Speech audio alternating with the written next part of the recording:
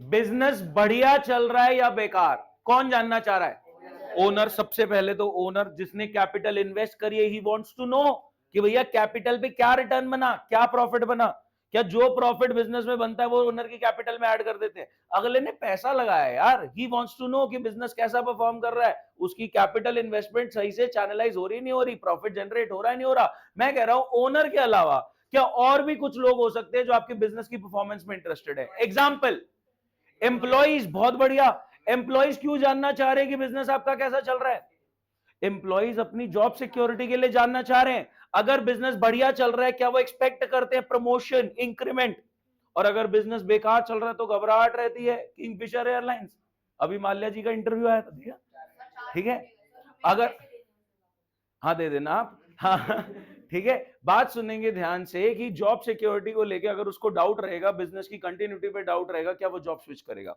तो employ wants to know about business performance so as to know कि उसे job security है, उसको कंटिन्यू करना चाहिए, जॉब स्विच करनी चाहिए, दूसरी जगह ढूंढे, या फिर for the purpose of increment bonus he wants to know कि भैया मेरे को क्या इंक्रीमेंट मिलेगा, क्या बोनस मिलेगा। क्योंकि अगर बिजनेस लॉस में तो टुल्लू एक्सपेक्टेशन होगी, लेकिन बिजनेस अगर बहुत बढ़िया चल रहा है तो वो बोनस एक्सपेक्ट कर सकता है, इंक्रीमेंट एक्सपेक्ट कर सकता है। मैं कह रहा हूं एम्प्लॉइज के अलावा और कोई लोग जो जानना चाह रहे हैं बिजनेस के बारे में। बैंक, बैंक जानना चाह रहा है। सर बैंक काहे को जानना चाह रहा है हमारे बिजनेस के बारे में? हम बैंक से लोन लेने गए हैं, तो बैंक लोन देने से पहले असेस करेगा नहीं करेगा कि आपने और कहीं से कहां कहां से लोन उठा रखा है? तो बैंक लोन देने से पहले आपकी सॉल्वेंसी चेक करना चाहेगा। पता लगे आप कल को इंसॉल्वेंट हो जाओ, आपके बिजनेस प्लान ही बेकार है, क्या वो लोन देने से पहले पूछेगा आपसे कि आप ये पैसा कहां चैनलाइज करोगे, आपके फ्यूचर प्रोजेक्ट्स क्या हैं? वो आपकी सॉल्वेंसी पोजीशन चेक करना चाहेगा। कल को आप इंसॉल्वेंट हो जाओगे तो बैंक का लोन मर जाएगा, और वो ये भी चेक करेगा तुमने और कहां कहां से लोन ले रखे। सोच पा रहे हैं? तुमने खुद का पैसा कितना लगाया और बाहर वालों का लोन लेके कितना लगा रखा है। क्योंकि खुद का पैसा ज्यादा लगा तो बंदा सोच समझ के डिसीजन लेता है। क्या सोच पा रहे? तो बैंक आपकी सॉल्वेंसी पोजीशन, लोन्स वगैरह क्या आपने ले रखे हैं, फ्यूचर प्रोजेक्ट्स क्या हैं, ये सब चीजें आपके बिजनेस की परफॉर्मेंस में देखना चाहेगा। और कौन जानना चाह रहा है? पोटेंशियल इन्वेस्टर, जो सोच रहा है कि भैया मैं इस बिजनेस में पैसा इन्वेस्ट करूं नहीं करूं, वो बिजनेस की प्रॉफिटेबिलिटी को एनालाइज करना चाहेगा कि कैसी प्रॉफिटेबिलिटी है, दिखाओ पिछले 5 साल का ट्रेंड लाइन दिखाओ कि क्या प्रॉफिट ऊपर जा रहा है, नीचे जा रहा है, लॉस में चल रहा है। लॉस मेकिंग बिजनेस में डर लगता है इन्वेस्ट करते, लेकिन अगर बिजनेस प्रॉफिटेबल है, बहुत अच्छा प्रॉफिट हो रहा है, एवरी ईयर प्रॉफिट ग्रो हो रहा है, तो पोटेंशियल इन्वेस्टर भी हिचकिचाएगा नहीं। तो he wants to know about performance of the business. और कौन आ गया? गवर्नमेंट। गवर्नमेंट कह रही है सेल ऑफ गुड्स पे, सप्लाई ऑफ सर्विसेज पे आपने जीएसटी टाइमली कलेक्ट करके पे करा है नहीं करा? जीएसटी की चोरी तो नहीं चल रही?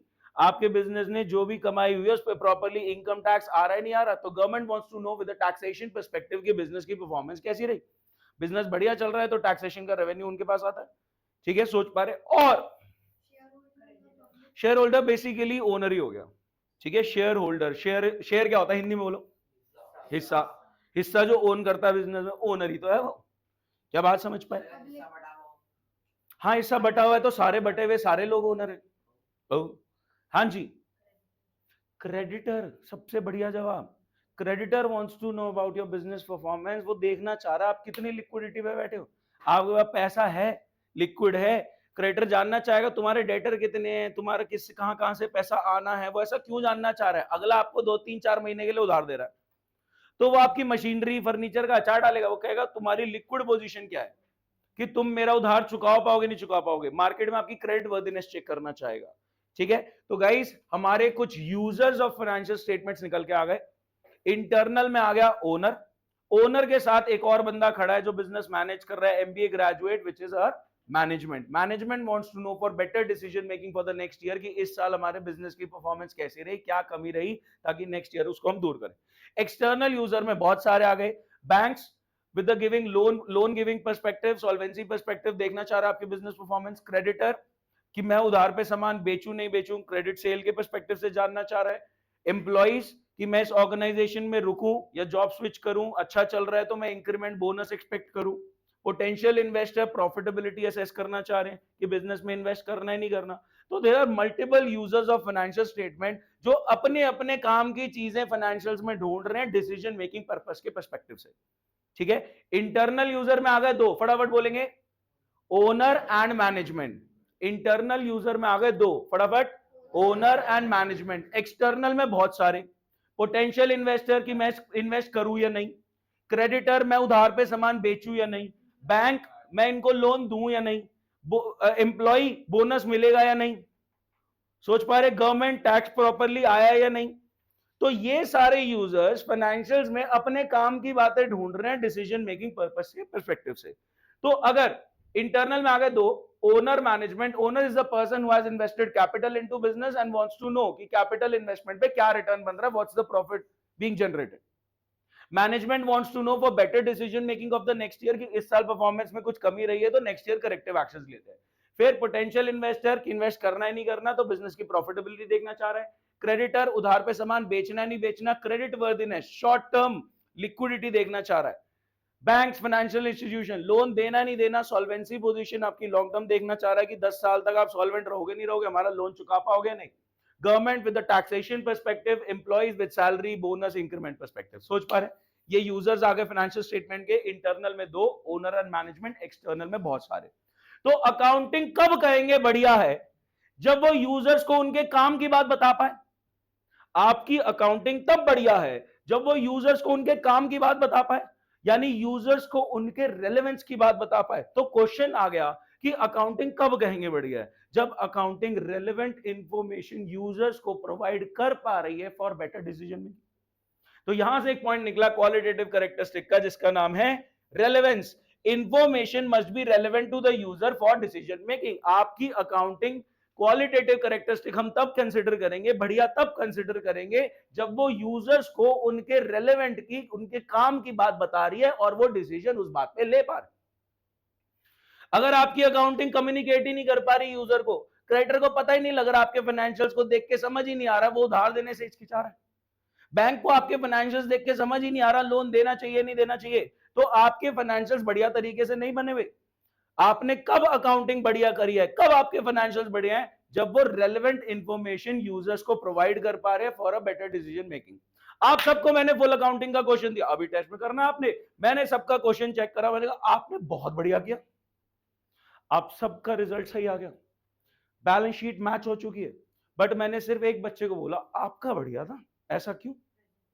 बहुत बढ़िया, प्रॉपर फॉर्मेट, प्रेजेंटेशन साफ सफाई से किया था कि समझ में आ रहा था।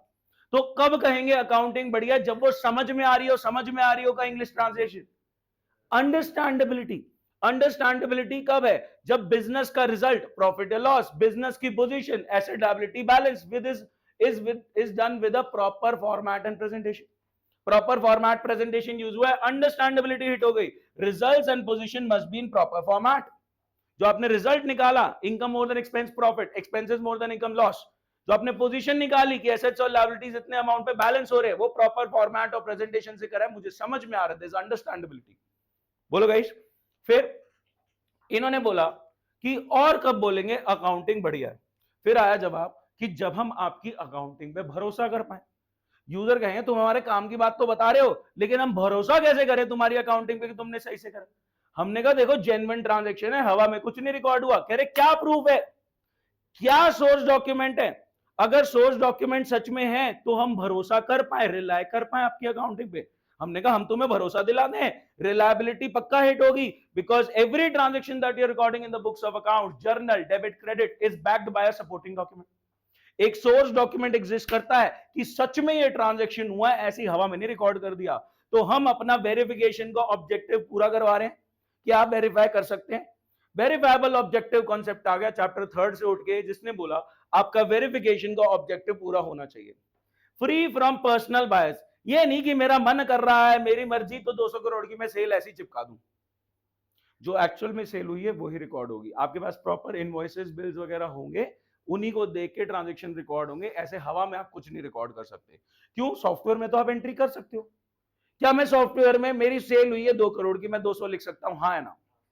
हाँ, सॉफ्टवेयर कोई प्रूफ थोड़ी मांग रहा है, लेकिन ये तो मैं गलत कर रहा हूं। तो क्या अकाउंटिंग में एक लिमिटेशन है कि ह्यूमन इंटरवेंशन से आप मैनिपुलेट कर सकते हो चीजों को?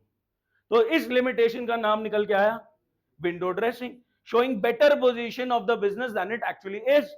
सोर्स डॉक्यूमेंट के बिना ऐसे ही हवा में ये किया था, बहुत कंपनीज ने ऐसे फ्रॉड करे, और स्टॉक मार्केट में जब उनके फ्रॉड अनाउंस होते हैं तो भाई साहब उनका स्टॉक गिर जाता है। एक कंपनी दिखा रही है, हाँ सो बेसिकली उस पे जजमेंट नहीं है। आप बेसिकली अगर आप कभी गूगल करना चाहें, आप सत्यम कंप्यूटर्स को गूगल कर सकते हैं, सत्यम कंप्यूटर्स, ठीक है। सत्यम भाई साहब अभी नहीं करना, हाँ छोड़ दो, फोन साइड पे रख दो, साइड पे, घर पे बात करते हैं, है ना? नहीं नहीं बिल्कुल करते हैं, हाँ जी प्लीज सामने, उसको साइड पे रख बिल्कुल उधर, प्लीज सामने सुनेंगे। हुआ क्या था सत्यम कंप्यूटर्स पे, हुआ क्या था मैं आपको बताता हूं। सत्यम कंप्यूटर का जो ओनर है वो चिट्ठी लिखता है अपने स्टॉक मार्केट में, स्टॉक एक्सचेंज पे, कि हमने ये जो एसेट दिखा रखे हैं ना, ये बहुत गड़बड़ दिखा रखे हैं, हमारा गड़बड़ है, चीजें हमने बहुत ज्यादा गड़बड़ कर दिया, हमारे हाथ से बातें निकल गई हैं, तो अब आप देख लो क्या करना है। क्या क्या फ्रॉड हुए थे, जैसे एग्जांपल देता हूं, एफडी लिखी हुई थी 5 करोड़ की, वो एग्जिस्ट ही नहीं करती थी सर। तो ऑडिटर ने ऑडिट करते वक्त, चेकिंग करते वक्त देखा नहीं कि एफडी नहीं एग्जिस्ट करती, उन्होंने नकली एफडी के सर्टिफिकेट्स बनवा लिए।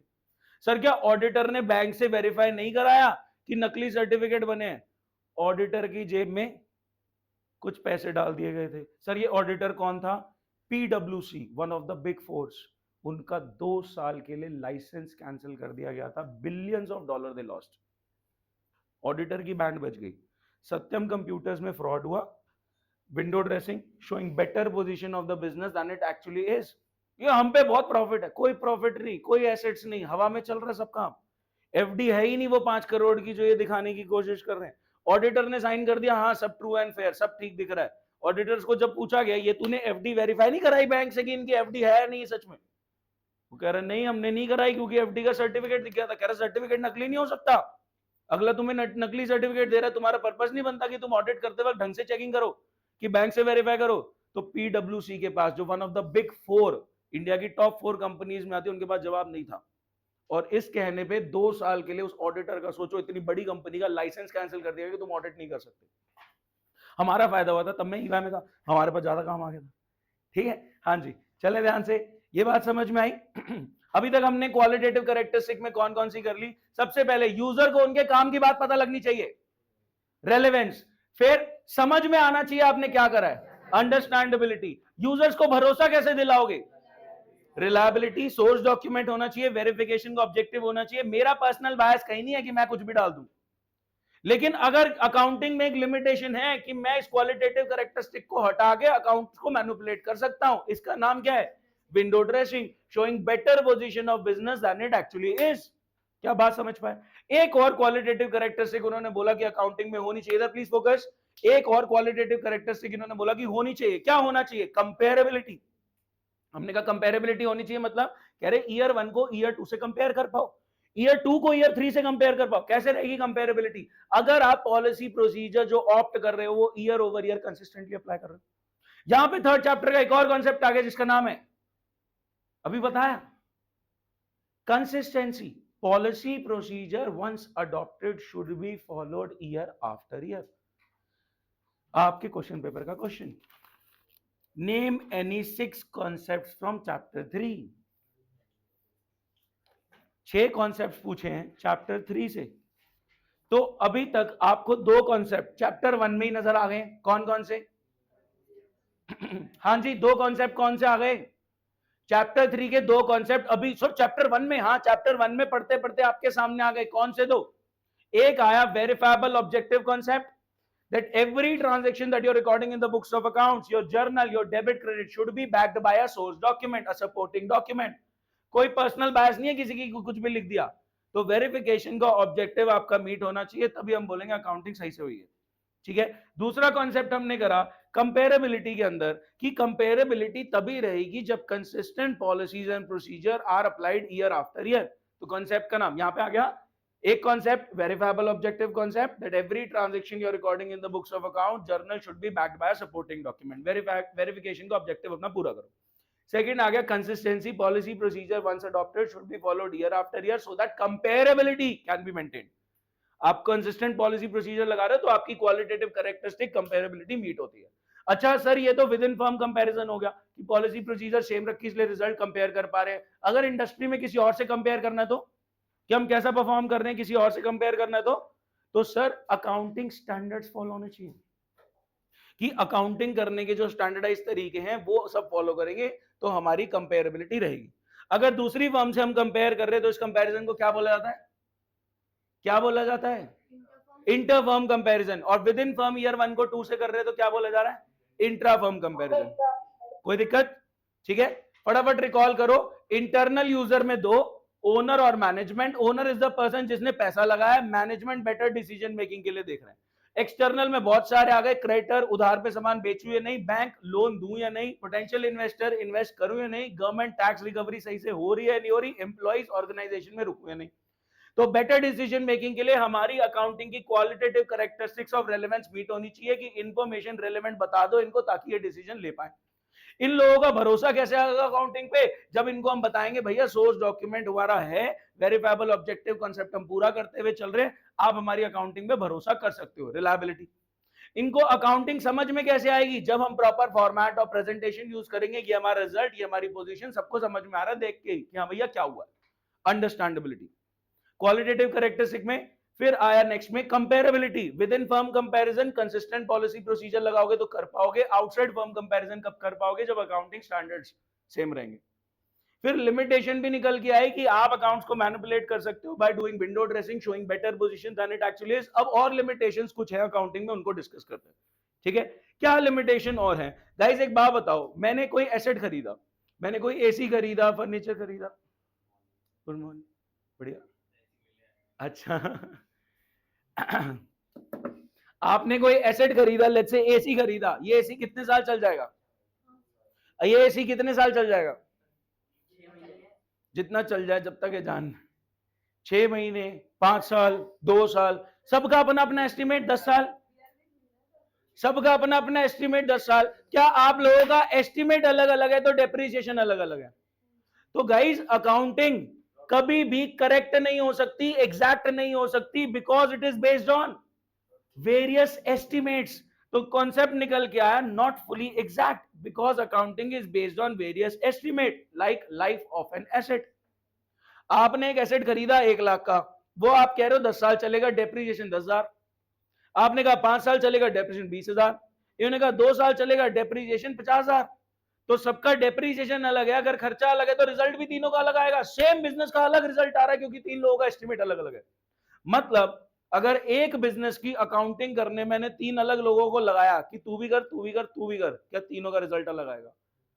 क्योंकि अकाउंटिंग एग्जैक्ट हो ही नहीं सकती, not fully exact because it is based on estimates.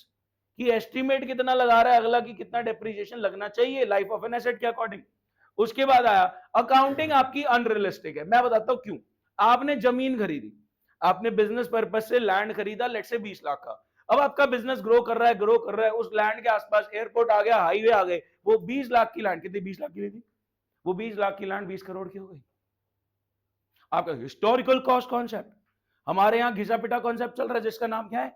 Historical cost concept. जितना आपने पे किया है एसेट को एक्वायर करने में कभी पास्ट में, हिस्टोरिक कॉस्ट, उतने पे ही आप रिकॉर्ड करेंगे। जितना आपने पे किया है एसेट को एक्वायर करने में, हिस्टोरिक कॉस्ट पास्ट में, उतना ही आप रिकॉर्ड करेंगे। लैंड तो उतने का ही रहेगा, बाकी कोई एसेट होंगे तो वो ओवर द ईयर्स डेप्रिशिएट भी होते रहेंगे। क्या मार्केट में क्या वैल्यू है हम उसको कंसीडर करते हैं? नहीं, हम इग्नोर कर देते हैं। हमारे घिसे पिटे अकाउंटिंग स्टैंडर्ड वो कहते हैं हिस्टोरिकल कॉस्ट। इस वजह से ये लिमिटेशन आ गई कि आपकी बैलेंस शीट अनरियलिस्टिक है। आप लैंड 20 लाख का दिखा रहे हो, उसकी वैल्यू 20 करोड़ है। अब हो सकता है मशीनरी आपने 50 लाख की खरीदी, डेप्रिशिएट हो के अभी 40 पे है, उस मशीनरी की मार्केट में वैल्यू टुल्लू कुछ नहीं है, वो ऑब्सोलीट टेक्नोलॉजी है। आप मशीनरी दिखा रहे हो 40 की, OLX पे 5 में नहीं खरीद रहा कोई उसको। तो गाइज आपकी बैलेंस शीट अनरियलिस्टिक है हिस्टोरिकल कॉस्ट कॉन्सेप्ट के चक्कर में। लेकिन इंटरनेशनली इसको उन्होंने हटा दिया। इंटरनेशनली क्या बोला गया? IFRS में क्या बोला गया? इंटरनेशनल फाइनेंशियल रिपोर्टिंग स्टैंडर्ड्स में, इंटरनेशनल स्टैंडर्ड्स ने बोला हम फॉलो करेंगे फेयर मार्केट वैल्यू। तो इंडिया में क्या चल रहा है और इंटरनेशनली क्या चल रहा है? Fair market value. क्या इंडिया में और स्टैंडर्ड हैं बढ़िया वाले जो हमने कन्वर्ज करे थे, क्या उसमें भी हमने फेयर मार्केट वैल्यू कर दिया? तो इंडिया में यहां पे देखें IFRS, AS क्या बोल रहा है? Historical cost. और IFRS में क्या बोल रहा है? तो इंटरनेशनली सही चल रहा है। इंटरनेशनली लैंड 20 करोड़ पे दिखेगा, लेकिन हमारी में लिमिटेशन आ रही है, अनरियलिस्टिक। बोलोगा इसको डाउट? नॉट फुली एग्जैक्ट हो गया, विंडो ड्रेसिंग हो गया, अनरियलिस्टिक हो गया, इग्नोर। भाई आपकी बैलेंस शीट अनरियलिस्टिक है क्योंकि एसेट्स और लायबिलिटीज बुक वैल्यू पे, बैलेंस शीट वैल्यू पे शो है, उनकी मार्केट में क्या वैल्यू है वो गलत, वो नहीं दिखा रही। बात समझ में आई? ठीक है, आगे देखते हैं। Ignores qualitative element, accounting qualitative element ignore कर दिए थे। इससे भी एक कॉन्सेप्ट निकलेगा, कॉन्सेप्ट का नाम अकाउंटिंग क्वालिटेटिव एलिमेंट्स इग्नोर कर देती है। कैलिबर ऑफ एम्प्लॉय, बहुत बढ़िया, money measurement concept, calibre of employees, relationship with customer, ये सब चीजें हम नहीं रिकॉर्ड कर सकते। क्यों नहीं रिकॉर्ड कर सकते? क्योंकि मॉनेटरी टर्म में मेजर नहीं हो सकता। Only those transactions can be record in the books of account journal which can be measured in terms of money. आपका स्टार्टिंग प्रोसेस क्या है? आइडेंटिफाई किया कि हुआ क्या है, मेजर किया कि कितने में हुआ है, परचेज हुई है कितने की, सैलरी पेंडिंग है कितनी, अक्रूड इंटरेस्ट कितना, तो अमाउंट कितना पता होना चाहिए। अगर कितना ही नहीं पता तो रिकॉर्ड कैसे करोगे? तो क्वालिटेटिव एस्पेक्ट्स कि बिजनेस में ये बहुत बढ़िया है, ये बहुत बेकार है, लेकिन ये बहुत बढ़िया बहुत बेकार रिकॉर्ड नहीं हो सकता क्योंकि मॉनेटरी टर्म में मेजर नहीं हो सकता। Quality of management staff, relation with customer ignored, क्यों? क्योंकि because of money measurement concept. Guys, 3 concept आप चैप्टर 3 के भी कर चुके हो, चैप्टर 1 तो चल ही रहा है, चैप्टर 3 के 3 कॉन्सेप्ट कर चुके हो। कौन कौन से?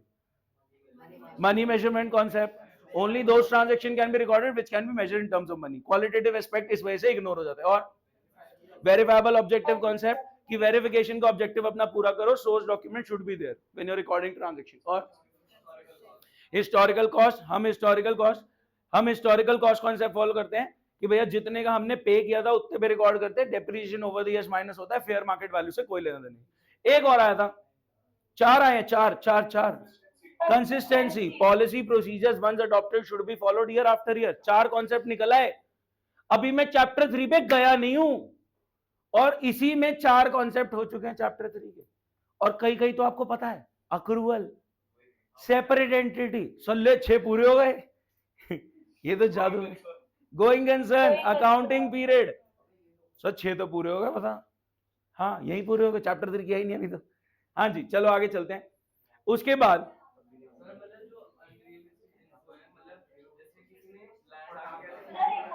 एक सेकेंड रुकेंगे, निमिषा 1 सेकेंड रुकेंगे। ओए शांत, स्नेहल शांत हो जाओ। हाँ हाँ, लेकिन हम 50 का रिकॉर्ड करेंगे क्योंकि हिस्टोरिकल कॉस्ट कॉन्सेप्ट है। इंटरनेशनली वो फेयर मार्केट वैल्यू पे ले आता। भाई साहब, आपने बातें करनी है तो आप चल जाओ, वैसे ही मैंने आपको मना किया था आने के लिए, आप क्यों आए? आपको आता है सब कुछ, है ना? हाँ, कह रहा मैं वो फुल लाने आएंगे, फुल पक्का लाइक क्या आपने जितना पे किया to acquire the asset, you will record a data value over the years. उस एसेट की वैल्यू घट रही है तो अपने एस्टिमेट से डेप्रिसिएशन माइनस करो, मार्केट में क्या वैल्यू ऊपर नीचे हो रही है उससे आपको लेना देना नहीं है। ईज ऑफ बिजनेस से लैंड पे डेप्रिसिएशन नहीं लगता। ठीक है, इधर बात करते हैं। और गाइस, 3 सवाल 1 जवाब है। सर ऐसा भी होता है? अकाउंटिंग कर क्यों रहे हो? आपका ऑब्जेक्टिव क्या है? अकाउंटिंग में कर क्या रहे हो? आपके फंक्शंस क्या है? अकाउंटिंग करने के एडवांटेजेस, फायदे क्या है? क्यों कर रहे हो? क्या कर रहे हो? फायदा क्या है? क्यों कर रहे हो अकाउंटिंग? आपका ऑब्जेक्टिव क्या कर रहे हो अकाउंटिंग में? फंक्शन, एडवांटेज, फायदा क्या है अकाउंटिंग करने में? गाइस ध्यान से सुनना। क्यों कर रहे हैं? ताकि धंधे का रिजल्ट पता लग जाए, पोजीशन बैलेंस हो जाए। क्या कर रहे हैं? रिजल्ट निकाल रहे हैं, पोजीशन बैलेंस कर रहे हैं। एडवांटेज क्या है? रिजल्ट पता लग जाता है, पोजीशन बैलेंस हो जाता है। क्या 3 सवाल है, जवाब एक है। अगर आपसे ऑब्जेक्टिव पूछा जाए, फंक्शन पूछा जाए, एडवांटेज पूछा जाए, क्या आप सब में एक ही जवाब दोगे?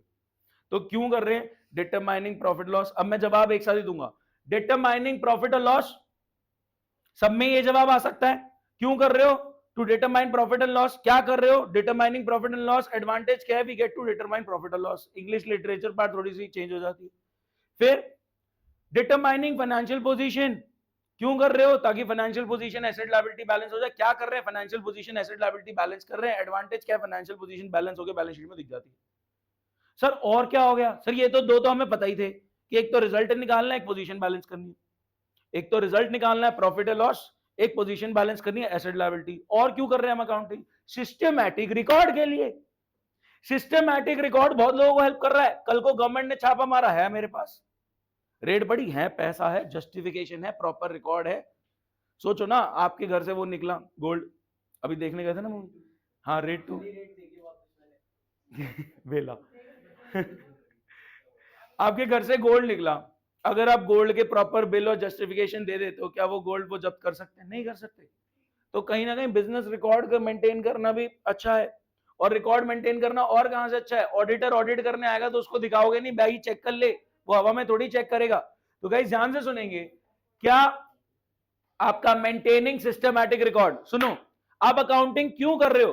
ताकि सिस्टमैटिक रिकॉर्ड मेंटेन हो जाए। आप अकाउंटिंग में क्या कर रहे हो? सिस्टमैटिक रिकॉर्ड मेंटेन कर रहे हैं। अकाउंटिंग करने के फायदे क्या है? एक सिस्टमैटिक रिकॉर्ड मेंटेन हो जाता है।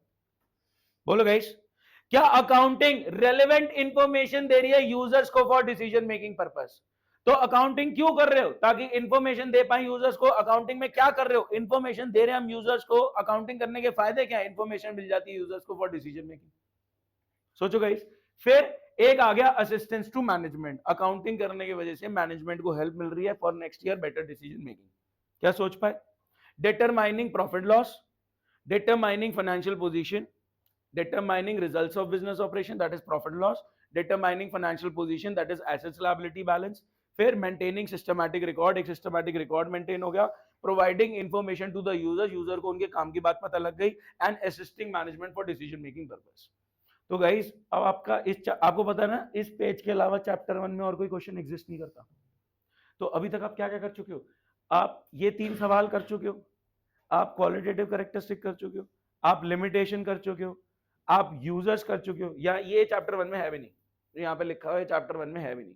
अब देखें इधर, पहले अकाउंट्स की अब डेफिनेशन, सर इतना कुछ पढ़ लिया, अब डेफिनेशन क्या ही है हमारे लिए? हाँ जी, बिजनेस ट्रांजैक्शन आइडेंटिफाई किया, हुआ क्या है, मॉनेटरी टर्म में मेजर किया, जो हुआ है वो कितने का हुआ है, फिर प्लस माइनस की नॉलेज से, डेबिट क्रेडिट के शॉर्टकट से जर्नल लेवल पे रिकॉर्ड कर दिया, फिर कैश के सारे, कैश के डब्बे में लेजर में, क्या रेंट के मल्टीपल ट्रांजेक्शन होंगे, सैलरी के मल्टीपल ट्रांजेक्शन होंगे, कमीशन के मल्टीपल ट्रांजेक्शन होंगे, परचेज के मल्टीपल ट्रांजेक्शन होंगे, और वो स्कैटर्ड होंगे जर्नल में। तो हम इकट्ठा कर रहे हैं, रेंट के सारे रेंट के डब्बे में, कमीशन के सारे कमीशन के डब्बे में, और डब्बों के कंक्लूजन से हमें पता लगेगा पूरे साल में रेंट कितना गया, पूरे साल में कमीशन कितनी आई, जो एसेट खरीदा था वो डेप्रिसिएशन के बाद डब्बे में क्या बैलेंस बता रहा है। और फिर इतने सारे डब्बे बन गए थे कि हमारी अंडरस्टैंडेबिलिटी हिट हो रही थी, तो हमने उसको समझ से एक समरी बना दी, जिसको हमने नाम दिया trial balance. We summarise in a trial balance, सारे डब्बों की समरी। फिर मैंने कहा इनकम एक्सपेंस एक तरफ आ जाओ ताकि धंधे का रिजल्ट निकाल ले, एसेट लायबिलिटी दूसरी तरफ आ जाओ ताकि पोजीशन बैलेंस हो जाए। इनकम एक्सपेंस से रिजल्ट निकला प्रॉफिट या लॉस, प्रॉफिट तो ओनर के खाते में कैपिटल में प्लस, लॉस तो ओनर के खाते में कैपिटल में माइनस। प्रॉफिट बिजनेस के लिए क्या है, एसेट या लायबिलिटी? लायबिलिटी। बुक पकड़ के मारोगे, बिजनेस का प्रॉफिट बिजनेस की लायबिलिटी टुवर्ड्स ओनर। ठीक है, आगे बढ़ते हैं। ये आपका आ गया। तो अगर आपसे पूछा गया meaning of accounting, define accounting, तो आप क्या बता रहे हैं यहाँ पे कि systematic process of identifying the business transaction, measuring in terms of money, recording in journal, classifying in ledger, summarising by preparing trial balance, profit loss, balance sheet. अब रिजल्ट आ गया, पोजीशन पता लग गई, उसको एनालाइज करो, इंटरप्रेट करो, और यूजर्स को कम्युनिकेट कर दो, वो डिसीजन ले पाए अपने अपने। सोच पा रहे? आगे इन्होंने क्या बोला, ये भी हो गया। अच्छा, ये जो आपका identifying, measuring, recording, classifying, summarising, analysing, interpreting, communicating, अगर पूछा जाए अकाउंटिंग की करेक्टरिस्टिक बताओ, identifying, measuring, recording, classifying, summarising, analysing, interpreting, communicating, इसको बस एक्सप्लेन करना अपने वर्ड्स में। 2 क्वेश्चन आते हैं, बच्चे कहीं कंफ्यूज कर देते हैं, मैं आपको क्लियर कर देता हूं। एक है करेक्टरिस्टिक्स ऑफ अकाउंटिंग, एक है qualitative characteristics of accounting. Characteristics of accounting में अकाउंटिंग की डेफिनेशन के जो स्टेप्स हैं आपको वो एक्सप्लेन करना है। क्वालिटेटिव करेक्टरिस्टिक्स में आपने एक्सप्लेन करना है कि भैया accounting should be reliable, source document should B relevant, information user को दे रहे हैं for decision making purpose, should be understandable, proper format presentation, should be comparable, इंट्राफर्म inter-firm, इंट्राफर्म comparison, consistency, interfirm comparison, accounting standard. सोच पा रहे? ठीक है, कहीं वो आप इसको बुक से पढ़ोगे ना, तुम्हें ठुल्लू समझ नहीं आया, तुम्हारे कुछ नहीं समझ में आया। अगर किसी ने बुक से पढ़ा चैप्टर 1, किसने पढ़ा बुक से? गुस्सा नहीं आया पढ़ के वो? और अभी देखो कितना इजीली समझ में आ रहा है कि ये है ही नहीं यार, ये तो कुछ भी। आपको पता है खत्म हो गया। अगर आप चैप्टर 1 के पीछे के क्वेश्चन देखो, मैं गारंटी दे रहा हूं, अभी बुक खोल के देख लो, सारे आंसर कर पाओगे, सारे। आगे देखें, जरा सा रह गया, क्या ये हो गया, ये हो गया, देखो ये हो गया, ये हो गया, ये हो गया, ये हो गया, इत्तू सा रह गया। इत्तू से को पकड़ो, जो आप अकाउंटिंग कर रहे हो उस अकाउंटिंग को बोला गया फाइनेंशियल अकाउंटिंग। जो अकाउंटिंग आप कर रहे हो उस अकाउंटिंग को बोला गया फाइनेंशियल अकाउंटिंग। ठीक है। फाइनेंशियल अकाउंटिंग में हम क्या करते हैं? फाइनेंशियल अकाउंटिंग में हम सिस्टमैटिक रिकॉर्ड मेंटेन करते हैं ताकि हम डिटरमाइन कर पाए रिजल्ट क्या रहा, पोजीशन क्या रही।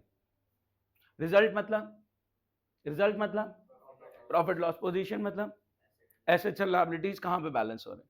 ठीक है। Financial accounting is all about कि maintaining systematic records so as to determine results of business operation and position of business. क्या एक ही बात बार बार रिपीट हो रही है? सर फिर ये दो क्या हैं? ये दो आपके सिलेबस में नहीं है। सर फिर यहां क्यों लिखी हुई है, वहां सिलेबस में नहीं है? तो इसको एक्सप्लेन नहीं करा गया। वो कह रहा है अकाउंटिंग की दो और ब्रांचेस होती हैं। Cost accounting that's whole together a separate subject, separate degree, और management accounting that's also a separate subject, separate degree. Sir cost accounting क्या है? एक डिग्री होती है CWA, cost and work accountant. ये क्यों हायर किया जाता है बंदा? उसको रखा जाता है भाई बचा, कहां पैसे बचा सकते हैं। धंधे में पैसा बनाने के दो तरीके, या तो जो बेच पा रहे हो महंगा बेच पा रहे हो, या अगर महंगा नहीं बेच पा रहे तो खर्चे कंट्रोल में कर रहे हो। तो खर्चे कंट्रोल करने के लिए बंदा रखा जाता है कॉस्ट अकाउंटेंट, कि भाई अगर तुझे लग रहा है कि कहीं हमारी बिजली वेस्ट ज्यादा यूज हो रही है, हम ज्यादा वेस्टेज कर रहे हैं, तो तू हमें बता, ऐसा तरीका बता कि हम थोड़े पैसे बचा पाए। तो cost accounting deals with calculating, reducing, controlling cost. ये बंदा क्या करता है? एक कोई भी प्रोसीजर होता है उसका एक बजट सेट करता है, फिर बजट को एक्चुअल खर्चे से कंपेयर करता है, फिर उस वेरिएंस को, जो डिफरेंस आया, उसको असेस करता है कि भाई ये खर्चा ज्यादा क्यों हुआ। अब वो कहेगा, ध्यान से सुनना, क्या आपने उसका नाम सुना है? एयरटेल तो पता है सबको। एयरटेल का सीईओ कौन है? चुप है। एयरटेल का सीईओ कौन है? भारती मित्तल साहब। भारती मित्तल सुना है? भारती तो सुना है। एयरटेल, एयरटेल के सीईओ है भारती मित्तल। सुनो, उनका बेटा है केविन भारती मित्तल। सुनो तो सही। अब केविन ने क्या करा? केविन ने जब व्हाट्सएप आया था ना, तो उसने कहा मैं भी अपना मैसेंजर बनाऊंगा। शायद आप लोगों ने सुना हो, हाइक मैसेंजर।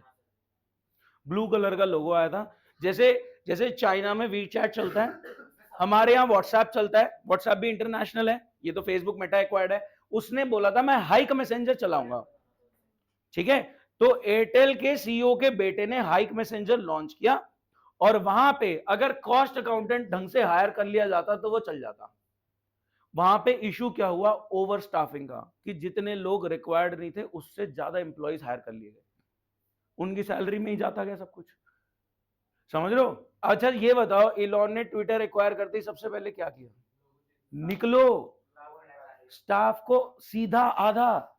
ओवर स्टाफिंग के चक्कर में क्या होता है, हम ज्यादा लोग एम्प्लॉय कर लेते हैं, इतनी ज्यादा हमें जरूरत नहीं होती। ठीक है। तो उस चक्कर में हमारा बिजनेस सर्वाइव नहीं कर पा रहा, क्योंकि उनकी सैलरी ये खर्चों में ही निकले जा रहा है, कमाई कुछ हो नहीं रही, तुमने खर्चे इतने पाल लिए।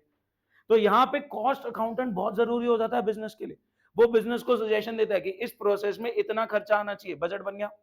फिर एक्चुअल खर्चे को बजट से कंपेयर करता है, फिर वेरिएंस को असेस करता है। सोच पा रहे हैं? जैसे कई लोग सैलरीड एम्प्लॉइज हैं, वो सैलरीड एम्प्लॉय बजट बना के चल रहे हैं। एग्जांपल दे रहा हूं कि किसी ने बजट बनाया कि मेरा इस महीने में इतना खर्चा होना चाहिए। अब वो एक्चुअल खर्चा अगर ज्यादा हुआ तो वेरिएंस को असेस कर रहे हैं। तो cost accounting is all about cost. Cost को कितना कैलकुलेट करना कि किसी प्रोसीजर पे कितनी कॉस्ट लगेगी, उसको रिड्यूस करने की कोशिश करना, उसको कंट्रोल करने की कोशिश करना, बजट्स बनाना, एक्चुअल एक्सपेंसेस को बजट से कंपेयर करना, वेरिएंस को असेस करना। क्या अकाउंटिंग में आप ये कर रहे हो? नहीं। कॉस्ट अकाउंटेंट सेपरेट डिग्री है। आप अकाउंटिंग में क्या कर रहे हो? हम तो धंधे का रिजल्ट निकाल रहे हैं, पोजीशन बैलेंस कर रहे हैं, दैट्स इट।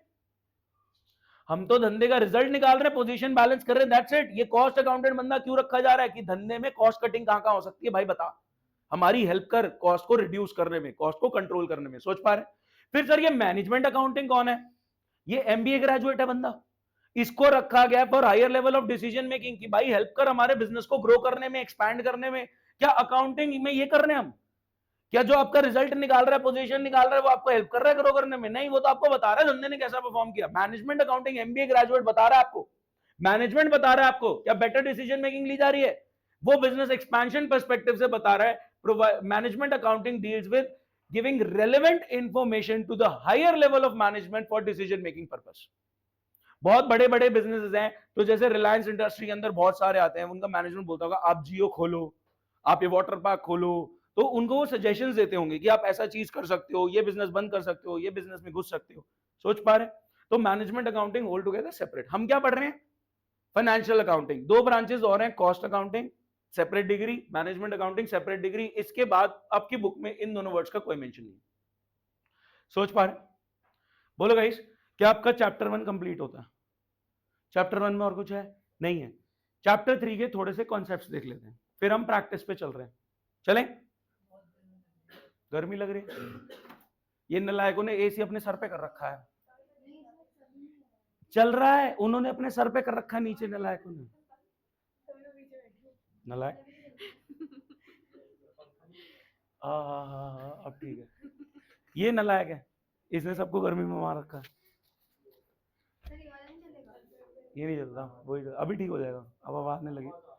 हाँ भाई, है ना वो शिमला बना के बैठी, यहाँ राजस्थान हो रखा है, नलायक। हाँ 10 बजे गाइस, हो गया इसमें कोई डाउट? अच्छा सुनो, एक छोटी सी बात सुन लो, छोटी सी बात सुन लो। आपके टीचर्स, एक बात बताओ, मैं कह रहा हूं बुक्स, मेरी बात सुनेंगे, मैं पूछ रहा हूं आपसे, बुक्स रजिस्टर किस स्टेज तक मेंटेन हो रहे हैं? प्लीज बहुत ध्यान से सुनना, मेरा सवाल है, क्या बुक्स रजिस्टर किस स्टेज तक मेंटेन हो रहे हैं? आइडेंटिफाई किया, मेजर किया, रिकॉर्ड किया, क्लासिफाई किया, क्या इस स्टेज तक रजिस्टर बुक्स मेंटेन हो रही है? इस स्टेज तक को बोला गया है बुक कीपिंग। क्या समरी के लिए कोई रजिस्टर चाहिए? ट्रायल बैलेंस, जर्नल के लिए रजिस्टर चाहिए, पता नहीं कितने हजारों लाखों ट्रांजेक्शन है। डब्बों के लिए, लेजर्स के लिए रजिस्टर चाहिए, पता नहीं कितने डब्बे बन जाएंगे। उतने जर्नल नहीं होते जिससे ज्यादा डब्बे बन जाते हैं, देखेंगे आज अकाउंटिंग में आप, है ना। फिर तो यहां तक के स्टेप को बोला गया बुक कीपिंग। क्या मैं बोल सकता हूं accounting actually begins when book keeping ends? Accounting क्या है? अकाउंटिंग रिजल्ट निकालना, पोजीशन बैलेंस करना। वो एक्चुअल में कब बिगिन हो रही है? जब आपकी बुक मेंटेन्स हो चुकी है, बुक मेंटेन हो गई, अब समरी लेवल पे आ गए हो, अब हम एक्चुअल अकाउंटिंग रिजल्ट और पोजीशन की तरफ भाग रहे हैं। सोच पा रहे? तो book keeping is a primary stage, accounting is a secondary stage. Book keeping हो रही है क्लासिफाइंग स्टेप तक, लेजर के स्टेप तक, आगे भागने एक्चुअल अकाउंटिंग हो रही है।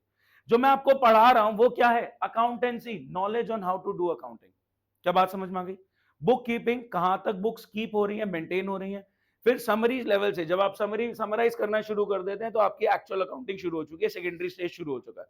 ठीक है, आपको मैं पढ़ा कह रहा हूं accountancy, knowledge on how to do accounting, वो आपको मैंने कराई दी है फुल अकाउंटिंग, तो मैं आपको अकाउंटेंसी की पूरी नॉलेज दे चुका हूं। अब हम जर्नल लेवल पे कॉम्प्लिकेटेड करते जा रहे हैं। ठीक है, दिस वाज ऑल चैप्टर 1। एक बार चैप्टर 3 को थोड़ा सा देखते हैं, इसके बाद मैं क्वेश्चंस कराऊंगा, कुछ डाउट्स लूंगा, मैं आपका पेपर उठाऊंगा, जो आपका टेस्ट पेपर मैंने आपको देना है, ये मैं पेपर उठाऊंगा और फिर इसमें कुछ मैं पॉइंट्स रीड करूंगा, और आपको लगेगा यार ये वाला मेरा सही नहीं है, तो आपको मैं एक्सप्लेन कर दूंगा। आप आए हो सुबह सुबह, मेहनत, मतलब डेडिकेशन है आपका। ठीक है, कई लोगों को थोड़ा डंडा पड़ गया है, कई लोग डेडिकेटेडली आए हैं एनीहाउ आए हैं, तो आपको अगर यहाँ पे फायदा मिलना चाहिए इस चीज का। ठीक है, आप बैठे हो सुन रहे हो मेरी बात, तो आपको टेस्ट के अंदर से कुछ ना कुछ तो एक्सट्रैक्ट मिलना चाहिए, फायदा मिलना चाहिए। वैसे रिकॉर्ड भी हो रहा, अपलोड भी होगा उनको तो नहीं पता ना कि रिकॉर्ड हो रहा है, अपलोड हो रहा है, वैसे बता दूंगा, टेस्ट से पहले देख लो थोड़ा सा। चले, चैप्टर 3 के कुछ कॉन्सेप्ट देख लेते हैं, इसमें से 6 कॉन्सेप्ट आपको पेपर में लिखने हैं गाइस। पेपर का क्वेश्चन 1, आपके पेपर का question 1, name 4 qualitative characteristics of accounting info, explain in brief. Name 4 qualitative characteristic of accounting info, explain in brief. एक क्वालिटेटिव कैरेक्टरिस्टिक बता दो। डब्बा है डब्बा एक क्वालिटेटिव कैरेक्टरिस्टिक बता दो। रिलायबिलिटी, रिलायबिलिटी कब होती है?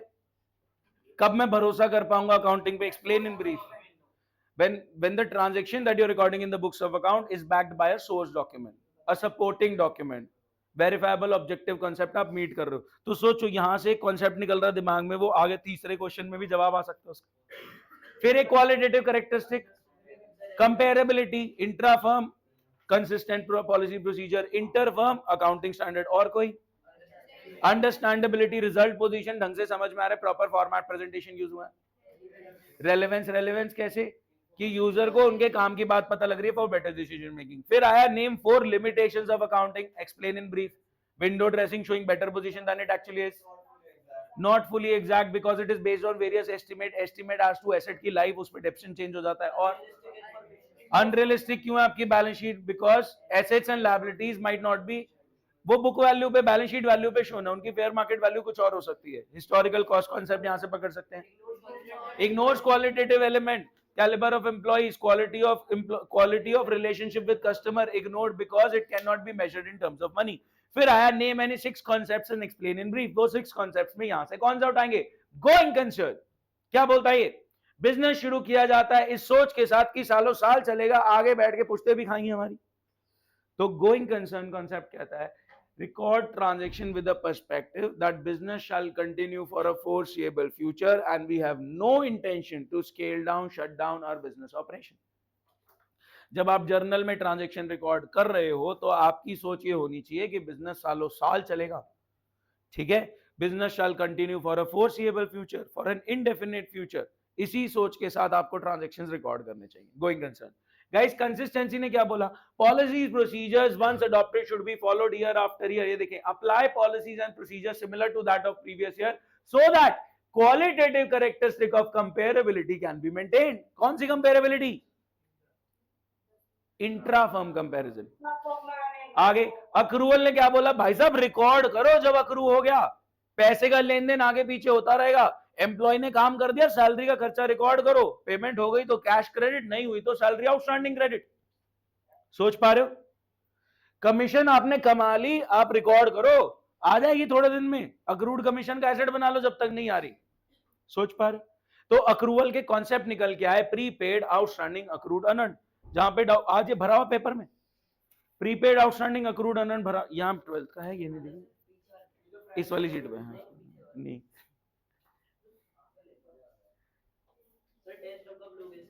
अभी ले दो, अभी पहले पढ़ तो लो, थोड़ा प्रैक्टिस तो कर लो। अक्रूवल हो गया, ठीक है। प्लीज ध्यान से सुनना, प्लीज ध्यान से सुने गाइस, ये हैं फंडामेंटल अकाउंटिंग असम्पशंस। इन तीनों को बोला जाता है, प्लीज फोन छोड़ देंगे, thank you. Fundamental accounting assumptions हैं गोइंग कंसर्न। बिजनेस में जब आप ट्रांजैक्शन रिकॉर्ड कर रहे हो तो इस सोच के साथ कर रहे हो that business shall continue for an indefinite future, ठीक है, फॉर अ फोरसेबल फ्यूचर। फिर consistency, policy, procedure once adopted should be followed year after year. इससे कंपेरेबिलिटी मेंटेन रहती है इंट्रा फर्म, अकाउंटिंग स्टैंडर्ड से इंटर फर्म। अक्रूवल, अकरेंस पे transaction record करो, पैसे का लेन देन होता रहेगा। बिजनेस एंटिटी ने क्या बोला? ये तीन वैसे फंडामेंटल अकाउंटिंग असम्पशन है, अगर कोई बिजनेस कुछ बोल नहीं रहा तो they are assumed to have been followed. मतलब अगर आप इन तीनों के बारे में कुछ नहीं बोल रहे, हम अज्यूम कर रहे हैं कि आप गोइंग कंसर्न फॉलो कर रहे हो, कंसिस्टेंसी फॉलो कर रहे हो, अक्रूवल फॉलो कर रहे हो, ठीक है। फिर उसके अलावा कुछ और भी आए, जैसे कभी कभी क्वेश्चन आ जाता है फंडामेंटल बेसिक अकाउंटिंग असम्पशन बताओ, तो आपको ये तीन बताने होते हैं, ये तीन सबसे इंपॉर्टेंट। उसके बाद आया separate entity. Business and businessman are considered separate, that's why capital invested is considered liability for the business. सोच पाए? यहां पे मैंने एक लाइन लिखी है, लीगली नॉट सेपरेट। मतलब अकाउंटिंग पर्सपेक्टिव से owner and business are separate. Business का अगर जेन्युइन रिजल्ट जानना है तो ओनर को सेपरेट करना जरूरी है, लीगल पर्सपेक्टिव से नहीं। मतलब बिजनेस ने लोन लिया, बिजनेस ने लोन लिया तो ओनर का घर जाएगा।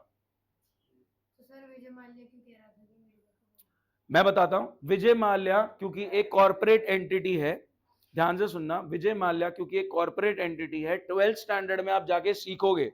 अभी आप सीख रहे हो सोल प्रोप्राइटर, अकेला बंदा बिजनेस चला रहा है। 12th की पहली बुक में आएगा पार्टनरशिप, 12th की दूसरी बुक में आएगा कंपनी। कंपनी में लीगली सेपरेट कर दिया जाता है। मैं बताता हूं क्यों जरूरी है लीगली सेपरेट करना, क्योंकि बहुत सारे शेयर होल्डर हैं। सोचना, आपने अडानी का एक शेयर लिया, वो फ्रॉड में फंसे, आपको जेल में डाल दें। आपने 50 रुपए लगाए थे, आपने शेयर मार्केट में, सुनो मेरी बात, आपने शेयर मार्केट में, हाँ आपने 50 रुपए का एक शेयर खरीदा। शेयर भाई 10 का भी होता है, पैसे में भी होता है, 3 रुपए का भी होता है। अरे वो मैं ऐसे भाई 60 रुपए का है, कुछ भी मतलब बहस करनी है, कोई नहीं, रिजल्ट आने मैं बहस करूंगा अच्छे से घर वालों, ठीक है। तो गाइस जब आप शेयर खरीदते हो, अगर आप एक शेयर भी खरीदा आपने उस बिजनेस में, क्या आप ओनर बन गए। अब अगर बिजनेस में फ्रॉड हुआ, डालो ओनर को जेल में, डालो करोड़ों ओनर को जेलों में, करोड़ों लोगों ने पैसा लगा रखा है उस कंपनी में। तो वहां पे विजय माल्या भी इस सेंस में आया कि Kingfisher airlines is separate, I am separate. लेकिन वहां पे एक केस आता है जो हम लॉ में पढ़ते हैं, सालमन वर्सेस सालमन। उसमें क्या होता है, जो एक कॉर्पोरेट वेल होती है, वेल होता है पर्दा, कॉर्पोरेट वेल, वेल होता है पर्दा। तो कॉर्पोरेट कंपनी में एक पर्दा लगा होता है बिटवीन ओनर एंड बिजनेस। तो ये कॉर्पोरेट वेल, ये पर्दा हटाया जा सकता है कोर्ट के द्वारा अगर तुमने बहुत तगड़ा फ्रॉड किया तो, क्योंकि वो ये जो आपका, आप उसके प्रति जो थोड़ा सॉफ्ट हार्ट हो गया आपका, उसको थोड़ा सा मैं बता दूं, अगला गारंटर था उस लोन का, तो उसने पे करने थे। ठीक है, if you are giving guarantee, क्योंकि ये गारंटी अंबानी भी इसी चक्कर में मरा है, जो अपना वो है अनिल अंबानी, अनिल अंबानी है ना पतला वाला, मिक्स कर दो दोनों, ठीक है, मोटू पतलू अनिल अंबानी पतला वाला इंसॉल्वेंट हो गया था। अब वो भी बोल सकता है मेरी तो कंपनी ने लोन लिया है, मेरे को क्यों पकड़ रहे हो, वो गारंटर था। Just like Vijay Mallya was guarantor for Kingfisher airlines. तो जो मर्जी उसने बोला, आपके बिजनेस ने लोन लिया, ठीक है, सेपरेट माना जाता है लीगली, लेकिन ये कॉर्पोरेट वेल पर्दा हटा दिया जाता है, ओनर बिजनेस को सेम कंसीडर किया जाता है। अगर आप गारंटर थे, आप फ्रॉड में इन्वॉल्व थे, ठीक है, आप बिजनेस नहीं चला पाए, आपको थोड़ा सा सेंसिबल डिसीजंस लेने थे। यहाँ पे अभी वहां से वापस आ जाते हैं थोड़ा सा, है ना, पेपर है आपका अभी इधर, सेपरेट बिजनेस एंटिटी। तो अकाउंटिंग पर्सपेक्टिव से owner is separate from business, that's why capital invested is considered liability of business towards owner, ठीक है। कंपनी पर्सपेक्टिव में ओनर और मतलब लीगली भी ओनर और बिजनेस को सेपरेट कर दिया जाता है, क्योंकि ओनर्स बहुत सारे शेयर होल्डर्स हैं, दैट्स व्हाई वो भी फंस सकते हैं, तो इसलिए उनको सेपरेट करा गया। कुछ की मैनेजमेंट पर्सनल के केस में कॉर्पोरेट वेल हट जाता है ना, कॉर्पोरेट वाला पर्दा वो हटा देते हैं, ठीक है। मनी मेजरमेंट, वही ट्रांजैक्शन रिकॉर्ड हो पाएगा जो मॉनेटरी टर्म में मेजर होगा। अकाउंटिंग पीरियड, क्योंकि आपके बिजनेस की लाइफ इनफाइनाइट है, इसलिए छोटे छोटे पीरियड में बिजनेस की लाइफ को तोड़ के आपको हर पीरियड में असेस करना है कि बिजनेस बढ़िया चल रहा है बेकार। तो accounting period, since business is a going concern, ये तो सालों साल चलेगा। रिजल्ट और position should be determined at regular intervals, 12-12 महीने के पीरियड में हमने लाइफ को तोड़ा।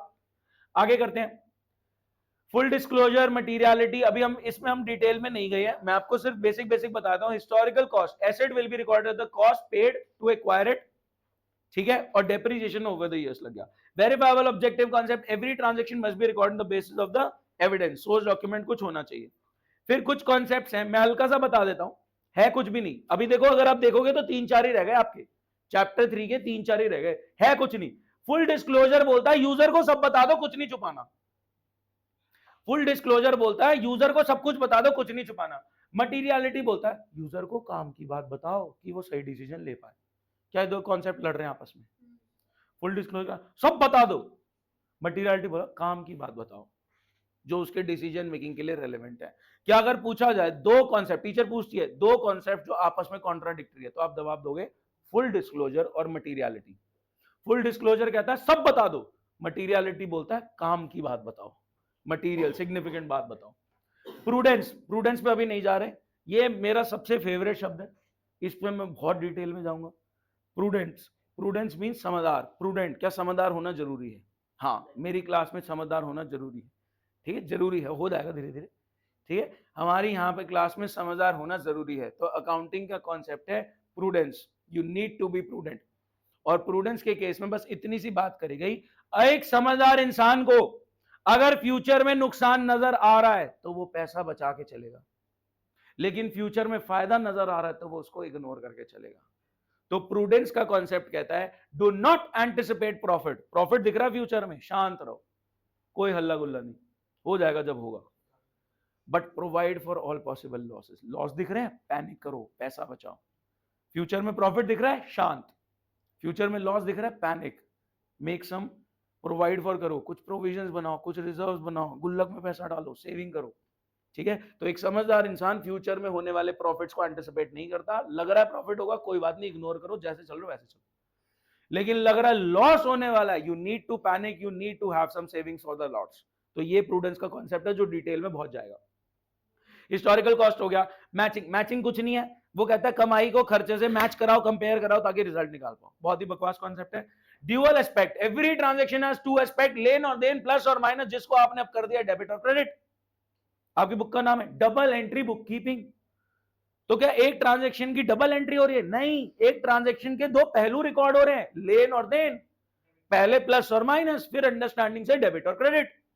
हर ट्रांजैक्शन के दो पहलू हैं, वो दोनों पहलू आपने रिकॉर्ड करने हैं, लेन देन प्लस माइनस, अब हो गया डेबिट क्रेडिट।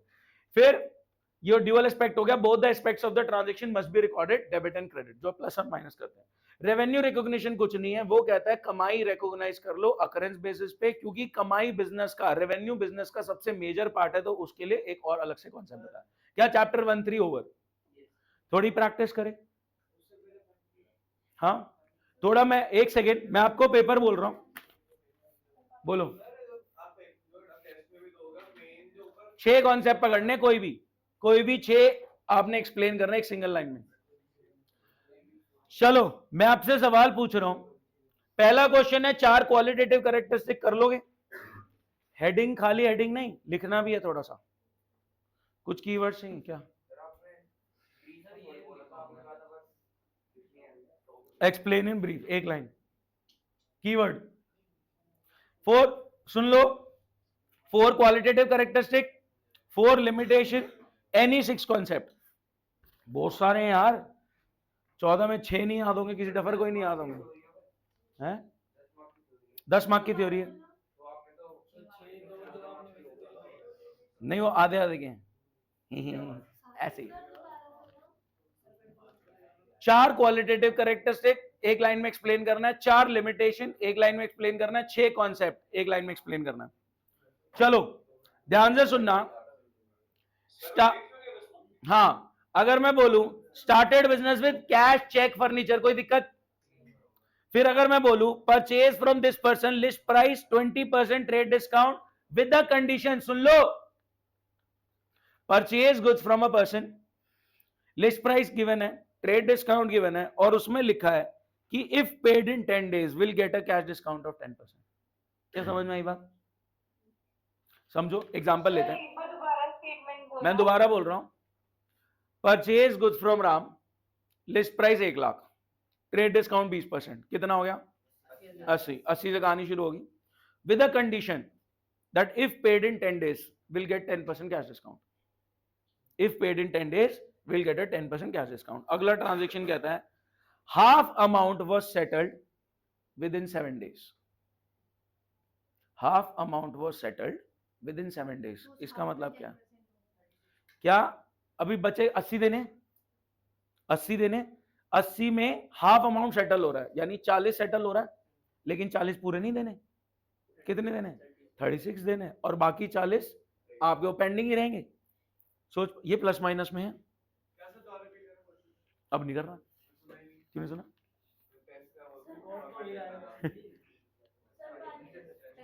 पियो। हाँ जी, कमीशन रिसीव्ड, कमीशन रिसीव्ड 50,000, जिसमें से 20 एडवांस है, कर लोगे? ये प्लस माइनस में है, पेपर डिस्कस हो रहा। फिर सैलरी पेड इतनी और पेंडिंग इतनी, कर लोगे? डेप्रिशिएट, मैं रिपीट नहीं कर रहा, एक बार में सुनो, मैं आपका सही होना चाहिए, मैं तो पूछ रहा हूं, कोई एक्सप्लेन कर रहा हूं, एक्सप्लेन कर दूंगा। क्या? हाँ दे दो, आप अभी पेपर दे दो। नहीं आप कर दो, अगर मैं दे रहा हूं तो आप सॉल्व करो, अभी कर दो। हाँ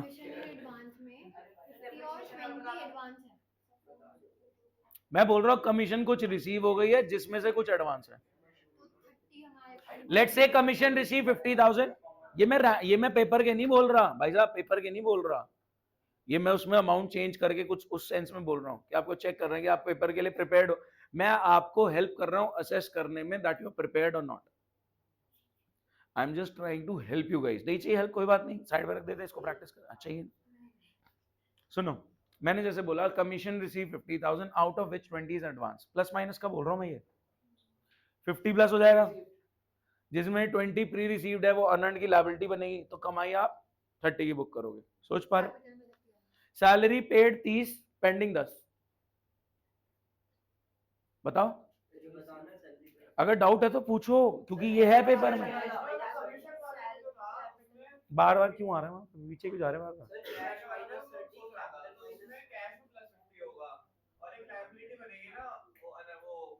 अर्नड, हाँ कैश में माइनस होगा, कैपिटल में माइनस होगा, सैलरी का खर्चा, और जो नहीं पे हुआ वो सैलरी आउटस्टैंडिंग की लायबिलिटी बनेगी।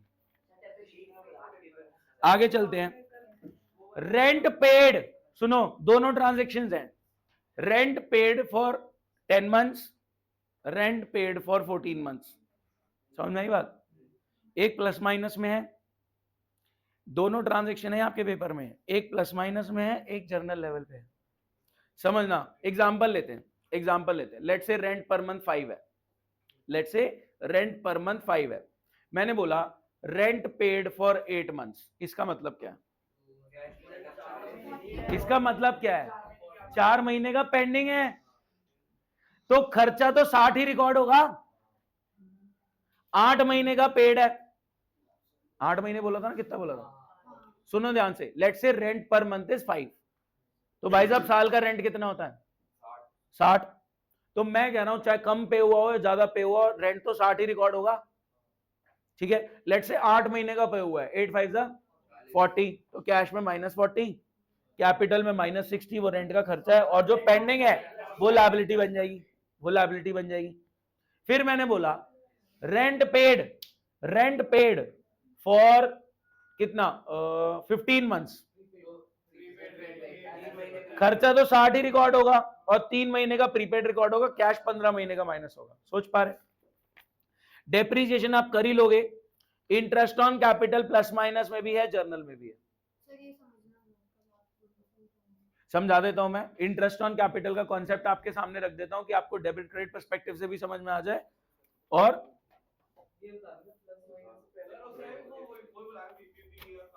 हाँ वो भी है, सुन लो, सॉरी क्वेश्चन ही तो करा रहा हूं, एक वार्म अप के तरीके से क्वेश्चन करना है। पहले ये सुन लो, ये कॉन्सेप्ट सुन लो, ये बहुत इंपॉर्टेंट है, और अब मैं ये आखिरी बार पढ़ा रहा हूं क्योंकि मैं इसको 3-4 बार करा चुका हूं, और ये 12th में बहुत काम आने वाला है। मैंने आपको शायद 12th की स्पायरल भी खोल के दिखाई थी when I was teaching you this concept, और हर दूसरे पेज में ये कॉन्सेप्ट आ रहा था। फोन छोड़ दे, लुटपिट जाएगा जो हरकतें कर रहा है उसमें।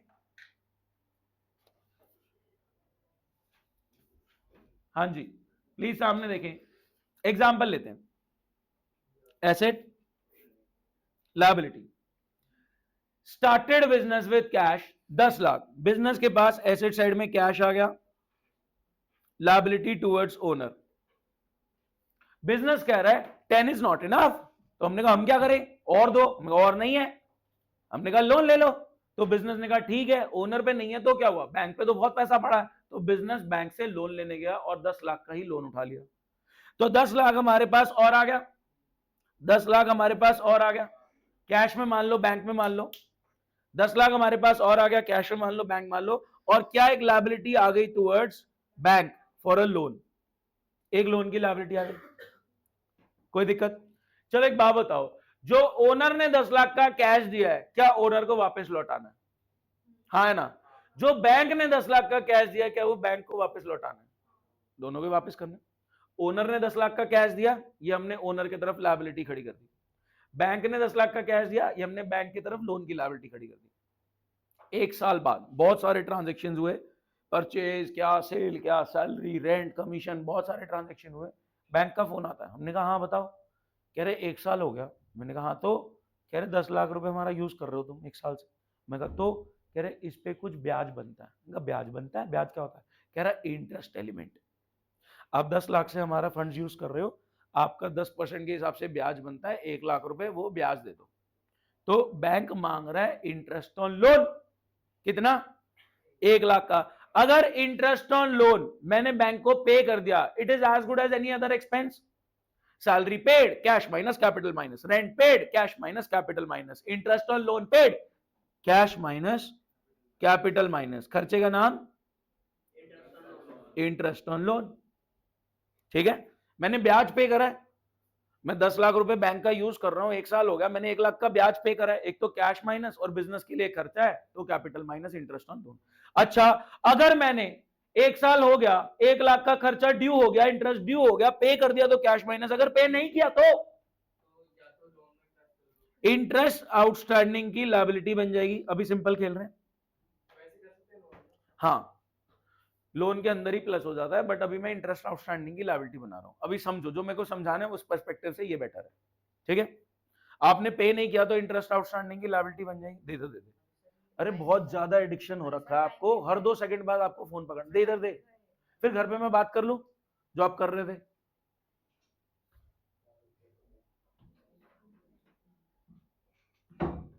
हाँ जी, क्या बात समझ में आई भाई? अभी पहले ये तो कहाँ बीच में इंश्योरेंस प्रीमियम अलग चल रहा है, अभी कराया, गाड़ी की इंश्योरेंस कराई, मशीनरी की इंश्योरेंस कराई। भाई इंश्योरेंस खर्चा होता है, हाँ इंश्योरेंस प्रीमियम खर्चा होता है। फिर अगर कुछ गड़बड़ हो जाती है, देख इंश्योरेंस में इसीलिए नहीं दे रहा कि गाड़ी ठुकेगी तो मेरे को, हम इसीलिए दे रहे हैं सेफ साइड में कि अगर ठुकी तो मेरा नुकसान ना हो। तो कहीं ना कहीं एक समझदार इंसान वाला प्रूडेंस का कॉन्सेप्ट लगा रहे हो कि लॉस को एंटिसिपेट करके चल रहे हो, सोच के चल रहे हो कि हो सकता है, इसलिए आप इंश्योर करा रहे हो। मशीनरी की इंश्योरेंस करा रहे हैं, फर्नीचर की इंश्योरेंस करा रहे हैं कि भैया अगर कुछ गड़बड़ हो गई कल को तो मेरे को इंश्योरेंस कंपनी क्लेम दे देगी, मेरे को नुकसान नहीं झेलना पड़ेगा। ये नहीं सोच रहे कि होगा ही होगा नुकसान, अगर हो गया तो मैं सेफ हो जाऊंगा। अभी पहले इधर आ जाओ, कॉन्सेप्ट खराब करने में तुले पड़े। हाँ जी, अब बीच में फ्लो तोड़ दिया सारा, ध्यान से सुनेंगे।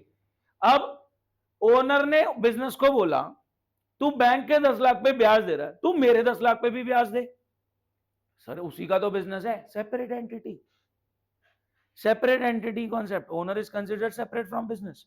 ठीक है, तो ओनर कह रहा है तू मेरे 10 लाख, बैंक के 10 लाख पे ब्याज दे रहा है, मेरे 10 लाख पे भी ब्याज दे।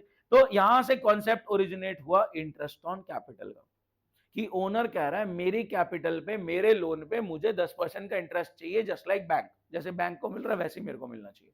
अब इंटरेस्ट ऑन कैपिटल जब आप ओनर को दोगे, अगर आप कैश में दे रहे हो, कैश माइनस कैपिटल माइनस खर्चे का नाम इंटरेस्ट ऑन कैपिटल, कोई दिक्कत? बट प्रॉब्लम यह है कि बिजनेस ओनर को कभी भी कैश में कुछ रीइंबर्स नहीं करता, वो ओनर की मर्जी होती है अगर वो बिजनेस से कैश निकालना चाहे तो। सर अभी तो बिजनेस ने कैश दे दिया, मैंने कहा नहीं, इंटरेस्ट ऑन कैपिटल कभी भी कैश में नहीं दिया जाएगा। तो सर लायबिलिटी बनाओ टुवर्ड्स ओनर, यहां पे लिखो interest on capital outstanding towards owner. मैंने कहा क्या कर रहे हो तुम, ये ओनर की तरफ एक नई लायबिलिटी क्यों बना रहे हो, ओनर की तरफ ये रही लायबिलिटी। तो ये सेपरेट लायबिलिटी नहीं बनेगी, यहीं पे ऐड हो जाएगा और ये लायबिलिटी टुवर्ड्स ओनर बढ़ गई है। तो इंटरेस्ट ऑन कैपिटल का खर्चा हमने रिकॉर्ड किया just like interest on loan, but क्योंकि हमने ओनर को पे नहीं किया है तो ओनर की तरफ हमने लायबिलिटी बढ़ा ली, ओनर के खाते में डाल दिया। सर कैश क्यों नहीं दिया हमने ओनर को? ओनर को अगर बिजनेस से कैश निकालना है वो कभी भी गले से पैसा निकाल सकता है ड्रॉइंग्स के पर्सपेक्टिव से। तो हमने कुछ भी ओनर को देना, ये 12th में बहुत काम आने वाला है, 12th में बहुत ज्यादा काम आने वाला है। जैसे बिजनेस है, उसमें कुछ पार्टनर्स है, अगर पार्टनर को कुछ भी देना है ना, उसके खाते में कैपिटल में डाल देते हैं। अगले ने अगर धंधे से पैसा निकालना है तो वो ड्राइंग्स करके निकाले जा रहा है। सोचो एग्जांपल लेते हैं, आप तीनों पार्टनरशिप में हो, आप तीनों पार्टनरशिप में हो, अब जो भी धंधे ने कमाया या आपका कुछ कंपनसेशन बनता है, जैसे इसने एक्स्ट्रा मेहनत करी, इसका कुछ एक्स्ट्रा बनता है, इसने क्लाइंट बनाने में हेल्प करी, इसका बनता है, ये सो रहा था इसका नहीं बनता, समझो। तो अब एक बात बताओ, क्या बिजनेस में तुम्हारे खाते में वो अमाउंट ऐड कर दिया जाएगा, तुम्हारी कैपिटल में वो अमाउंट ऐड कर दिया जाएगा? तुमने निकालना है, तुम ड्राइंग्स पर्सपेक्टिव से कभी भी निकाल सकते हो। तो बिजनेस ने अगर ओनर को कुछ देना है, खाते में डाल दो। ठीक है गाइस, इसका जर्नल क्या हो गया? इंटरेस्ट ऑन कैपिटल का खर्चा डेबिट होगा और यहां पे कैपिटल बढ़ गई तो ये आ गया इंटरेस्ट ऑन कैपिटल डेबिट और कैपिटल क्रेडिट। क्या बात समझ में आई? क्या बात समझ में आई? फिर हमने इंटरेस्ट ऑन ड्राइंग का पर्सपेक्टिव लिया था, वो भी ट्रांजैक्शन आपके पेपर में, ये समझ में आया या नहीं? तो interest on capital plus minus perspective से प्लस माइनस हो जाएगा। आप पहले माइनस लिखो प्लस लिखो, पहले प्लस लिखो माइनस लिखो, उससे कुछ नहीं फर्क पड़ता। डेबिट क्रेडिट पर्सपेक्टिव से ये है, ये इंपॉर्टेंट है। अब ड्रॉइंग्स की बात आई, अब लेट्स से ये तीनों पार्टनर्स हैं, ठीक है, अब अच्छा खासा प्रॉफिट हुआ, इसने सारा प्रॉफिट निकाल लिया कि मैं नई गाड़ी निकाल रहा हूं, ठीक है, ये दोनों ऐसे हो गए यार धंधे तो सारा प्रॉफिट निकाल के ले गए यार। लेट्स से प्रॉफिट के 3 हिस्से हुए, ठीक है, तीनों को मिला 50-50 लाख। प्लीज बहुत ध्यान से सुनना, 3 पार्टनर्स हैं, 1.5 करोड़ का प्रॉफिट हुआ, तीनों को 50-50 लाख मिला, ये पूरा 50 लाख निकाल के ले गया। जो प्रॉफिट इसकी कैपिटल में ऐड हुआ था ये पूरा निकाल के ले गया। बाकी दोनों ऐसे देख रहे यार ये क्या गलत बात है, ये नहीं, इसने फॉर्च्यूनर निकलवा ली, मर्सिडीज निकलवा ली, कि ये घूम रहा है शान से, ये दोनों ऐसे देख रहे हैं। अब अगर ये दोनों भी प्रॉफिट निकाल लेते हैं, क्या बिजनेस में कैश क्रंच हो जाएगा? अगर आप धंधे से बिना सोचे समझे पैसे निकालोगे तो धंधे में दिक्कत होगी। तो इन दोनों ने, ये उसको बोल भी नहीं पा रहे, उसने अपना 50 निकाला है, इससे पूछने की जरूरत क्या है? लेकिन रिस्ट्रिक्ट करने के पर्सपेक्टिव से पार्टनर्स ने आपस में डिसाइड करा कि अगर कोई बिजनेस से ड्राइंग्स करता है तो उससे इंटरेस्ट चार्ज किया जाएगा, ताकि हम उसको रिस्ट्रिक्ट करें। तो इंटरेस्ट ऑन ड्राइंग चार्ज किया जा रहा है। अब लेट से आपने 50 लाख रुपए निकाल लिए, अब आपको बोला जाएगा अगर 50 लाख निकाल रहे हो तो 5 लाख का सालाना ब्याज देना पड़ेगा। आप बिजनेस का प्रॉफिट घर ले जा रहे हो, या तो प्रॉफिट बिजनेस में रहने दो, थोड़ा थोड़ा सोच समझ के लगाओ। हो सकता है लिमिट लगा दे कि साल का इतना निकालोगे तो कोई इंटरेस्ट नहीं, ज्यादा निकाला इससे तो इंटरेस्ट देना पड़ेगा, इसने बहुत ज्यादा निकाल लिया, अब उससे बोल रहा है 5 लाख का ब्याज दो। तो ये भी पता है क्या कह रहा है, ठीक है ध्यान से सुनना, क्या बिजनेस जो इनसे 5 लाख का ब्याज लेगा ओनर से, क्या वो बिजनेस के लिए इनकम हो गई? बिजनेस जो ओनर से 5 लाख का ब्याज लेगा, इंटरेस्ट ऑन ड्रॉइंग लेगा, क्या वो बिजनेस के लिए इनकम हो गई? तो ये हो गई इंटरेस्ट ऑन ड्रॉइंग। लेकिन क्या कैश देगा ओनर? ओनर कहेगा कैश क्यों पकड़ाऊं, मेरे खाते से काट लो। क्या बात समझे? इंटरेस्ट ऑन ड्रॉइंग बिजनेस के लिए इनकम है, तो वो कैपिटल में प्लस हो गई, और ओनर बोलता है कि मैं कैश क्यों दूं, मेरे खाते में से काट लो। तो यहां पे देखें, इंटरेस्ट ऑन ड्रॉइंग की इनकम, डेबिट क्रेडिट बताओ, ये इंटरेस्ट ऑन ड्रॉइंग आ गया, और कैपिटल माइनस हो गई, तो क्या डेबिट क्रेडिट समझ में आया आपको? Interest on capital, interest on drawing का। बोलो भाई। इसके बाद ये वाला हमने करा हुआ था, कल ही करा था, goods costing let's say 20,000, sold at a profit of 30%, half payment received half pending, ये प्लस माइनस में है। फिर अक्रूड इंटरेस्ट है जिसकी एफडी फ्यूचर में मैच्योर होगी, इंटरेस्ट ऑन कैपिटल है, ये आपका प्लस माइनस खत्म हो गया। एक बार अकाउंटिंग देख लो, उससे कोई मतलब नहीं, आपको अक्रूड इंटरेस्ट बुक करना। हाँ जी, ये अकाउंटिंग आ गई है, नहीं दिख रहा ना? हाँ ये हो गया आपका प्लस माइनस, आपका वो थ्योरी का हो गया, प्लस माइनस हो गया। अब मैं जर्नलाइज बता रहा हूं, सुनना ध्यान से। टोटल 20 ट्रांजेक्शन है, टोटल 20 ट्रांजेक्शन है, 20 ट्रांजेक्शन का जर्नल करना है, और लास्ट में लिखा है do full accounting for above 10 transaction. Above 10 समझ में आता है, स्टार्टिंग के 10 लिखूं या नहीं?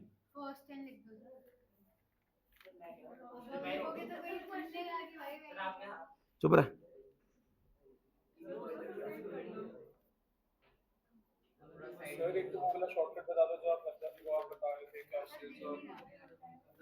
वो वाला नहीं है इतना, सुनो जर्नल क्या कह रहा है। Started business with cash and cheque, कोई इशू नहीं। Bought machinery from machinery mart, और उसके इंस्टॉलेशन पे कुछ एक्स्ट्रा लग गया, समझ में आती बात? क्या इंस्टॉलेशन आप इंक्लूड करके चलोगे? रिसीव्ड अ वीपीपी, वीपीपी बता दो, सुनो ध्यान से, परचेज और कैश। सर एक बार वीपीपी बताओ। वही बता रहा हूं, शांत हो जाओगे तो बता दूंगा।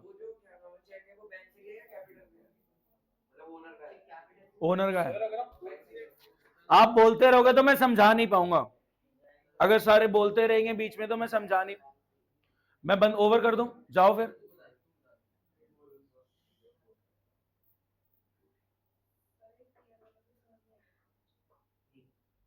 ध्यान से सुनना,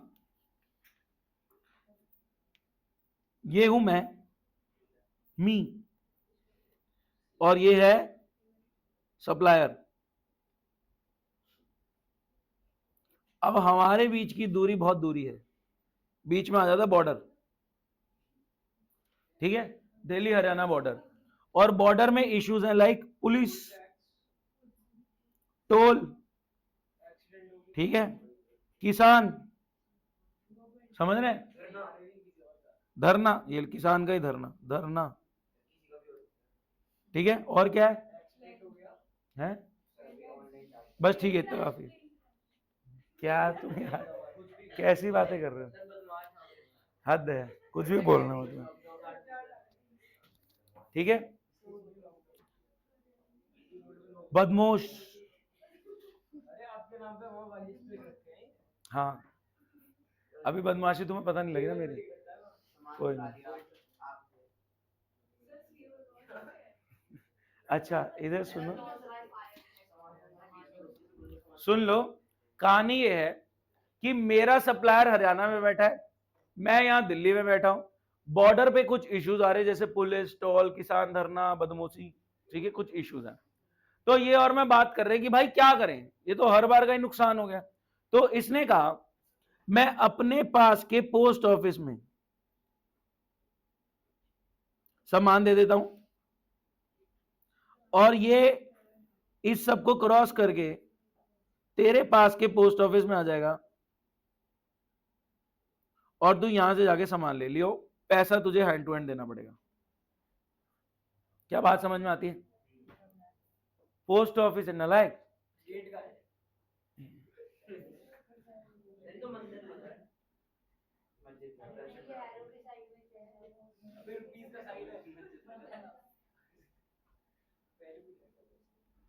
कौन आया?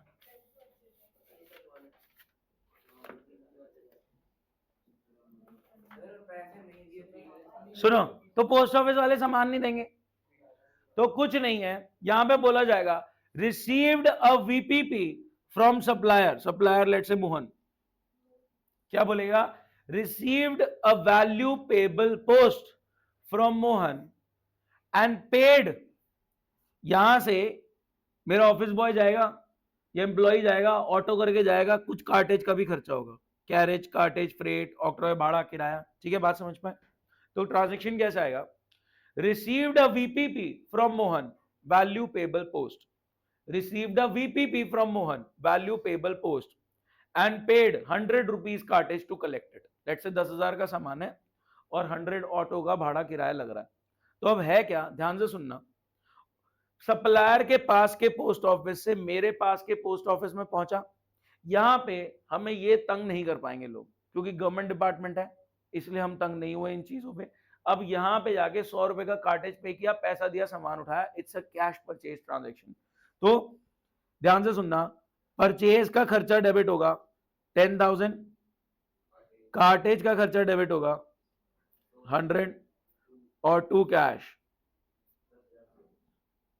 क्या बात समझ में आती है? बोलो गाइस। वो हो गया इंक्लूड, मान लिया।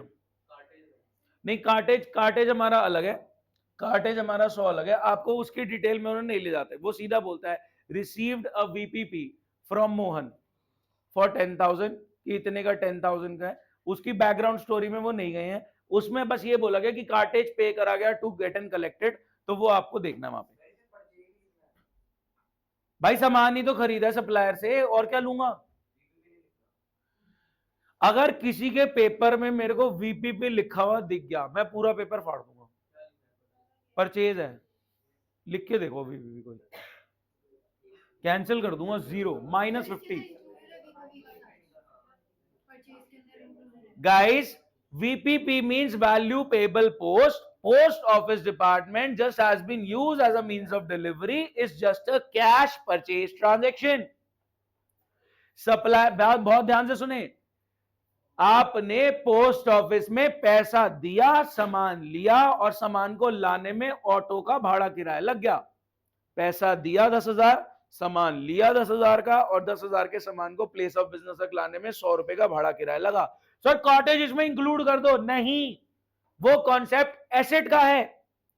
अगर फर्नीचर 10,000 का खरीदा और उस पर 100 का कार्टेज लगा तो फर्नीचर डेबिट होगा 10,000 100। एसेट को रेडी टू यूज की कंडीशन में लाने के लिए कोई भी खर्चा किया जा रहा है, वो एसेट में क्लब होगा, ये कॉन्सेप्ट परचेज पे नहीं लगता।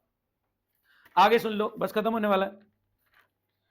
कमीशन, ये सैलरी पेड इतनी है, पेंडिंग इतनी है, रिसीव इतना हुआ, जिसमें इतना एडवांस है, मैं पेपर से बोल रहा हूं। पतलू इंसॉल्वेंट हो गया, 60 पैसा इन रुपी रिकवरी हुई है, 60% की रिकवरी हुई है। फिर rent paid for 8 months, rent paid for 8 months आया, यानी पेंडिंग वाला भी बुक करेंगे। बैड डेट रिकवर हो रहे वाया चेक, बैड डेट की रिकवरी हो रही है via cheque. Interest on capital देना है, goods given away as free sample. जब मैं बोल रहा हूं तो मुंह बंद रख सकते हो थोड़ा सा? सर बैड डेट रिकवर्ड के अंदर हम क्या करेंगे? एक तो चेक से रिकवरी हुई है, एक तो बैंक प्लस कर लो, एक कैपिटल प्लस कर लो, और जो कैपिटल प्लस कर रहे हो बैड डेट रिकवर्ड की इनकम है। ये जर्नल में करना है, डेबिट क्रेडिट में। जब आता है अकाउंटिंग इक्वेशन तो प्लस माइनस, जब आता है जर्नलाइज तो वो डेबिट क्रेडिट। हाँ जी बताएं।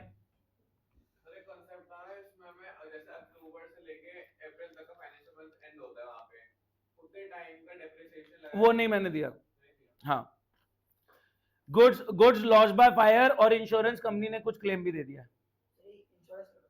गुड्स में माइनस होगा। Example low, let's say 50,000, plus minus में देखते हैं। लेट्स से 50,000 का सामान डिस्ट्रॉय हो गया और इंश्योरेंस कंपनी ने 40 का क्लेम दे दिया तो नुकसान कितना हुआ है? इसको डेबिट क्रेडिट में रिकॉर्ड करवाओ, हेड्स बोलो।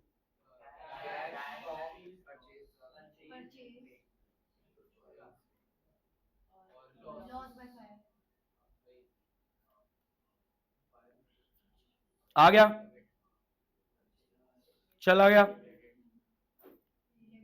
नुकसान। सोच पा रहे? बोलो गाइस, कोई डाउट? फिर machinery taken home for personal use, journal entry करनी है, ड्राइंग्स और मशीनरी क्रेडिट हो गई। फिर charge interest on drawing.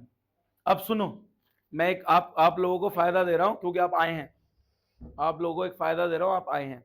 Late से मशीनरी 50,000 की है, पहले उस पर डेप्शन लगाओ 20%, 40 हो गई। अब 40 वाली घर ले गया, डेप्रिसिएशन के बाद की वैल्यू बची हुई घर ले जाएगा, क्या एंट्री हो गई? ड्राइंग्स की एंट्री हो गई। अब उस पर 10% इंटरेस्ट मांगा जा रहा है, 40 पे मांगा जाएगा ना, 50 पे नहीं मांगा जाएगा, 40 पे मांगा जाएगा। वो डेप्रिशिएटेड वैल्यू के बाद घर लेके गया। समझ में आ गई कहानी? अमाउंट भी लिखने हैं। कौन से वाले में? ड्राइंग्स में। एक तो ड्राइंग्स डेबिट होगी, ओनर डेबिट द रिसीवर। क्या करना है? फाड़ो हड़ में।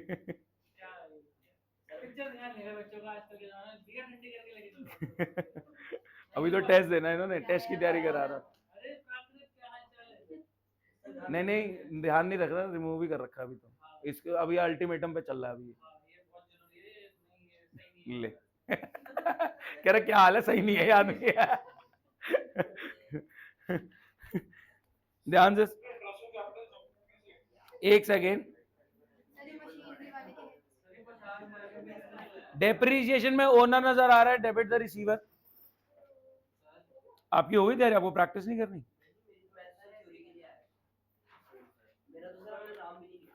आपको तो आने की जरूरत ही नहीं थी। एक सेकंड रुक रहे हैं, बैक पैक करना बंद करो।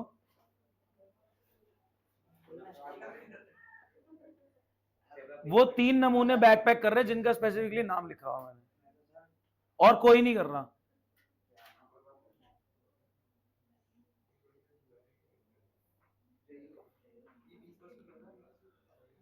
मशीनरी घर ले गए पर्सनल यूज के लिए, बताओ क्या एड्स आएंगे? कैश और ड्राइंग। मशीनरी घर ले जा रहा है, कैश और ड्राइंग। ड्राइंग्स में ओनर नजर आ रहा है, debit the receiver. Machinery goes out credit. फिर इंटरेस्ट चार्ज करना है। इंटरेस्ट ऑन ड्राइंग बिजनेस के लिए इनकम है, और capital. Interest on capital debit हो जाएगा। नहीं अब तो नहीं बोल रहा।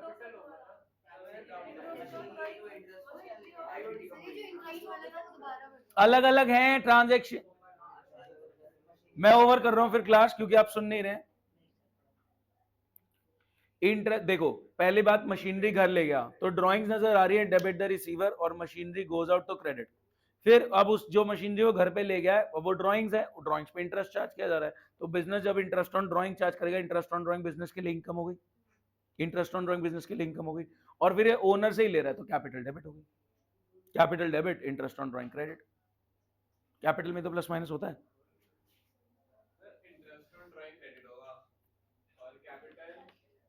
डेबिट हो गया, ठीक है। लाइफ इंश्योरेंस प्रीमियम क्या है? ये ड्राइंग्स है, खर्चा नहीं है, ये ड्राइंग्स है। पुराने न्यूज़पेपर बेचे, मिसलेनियस एक्सपेंस। इनकम ब्रो, बेचे हैं, खरीदे नहीं है, रद्दी वाले नहीं, हम बेच रहे हैं रद्दी। ये सुनो, ये इंपॉर्टेंट है, देखते कौन बता पाएगा। प्लेस्ड एन ऑर्डर फॉर 50,000, क्या एंट्री होगी? ऑर्डर प्लेस करने की एंट्री नहीं होती, ऑर्डर प्लेस करने की एंट्री नहीं होती। Placed an order with Mohan, no entry. Paid 10,000 as advance.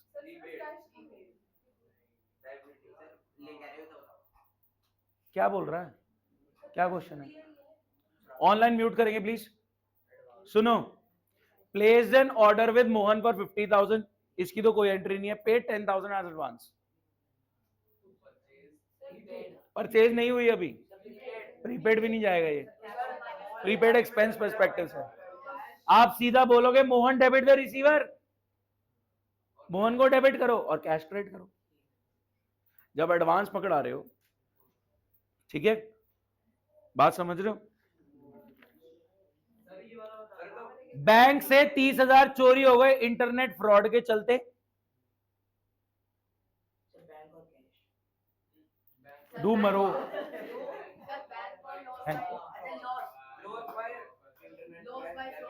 Loss by theft to bank. अब अगर इस सिचुएशन ने बैंक ने थोड़े पैसे आपको दे दिए तो क्या लॉस कम हो जाएगा? पूरा ट्रांजैक्शन एक ही बार में बोलो।